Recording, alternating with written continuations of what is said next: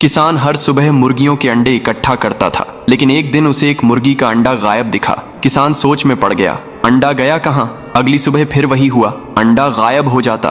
अब किसान रात को छुपकर निगरानी करता है। उसने देखा मुर्गी खुद अपना अंडा उठाकर ले जा रही है और जंगल में छिपा आती है। किसान ने मुर्गी से पूछा, तुम अपने अंडे क्यों छिपा रही हो? मुर्गी बोली, क्योंकि तुम हमें अच्छा खाना नहीं देते हो। किसान अब मुर्गियां को अच्छा खाना देता है। मुर्गी फिर भी रोने लगती है। फिर लाइक सब्सक्राइब नहीं किया।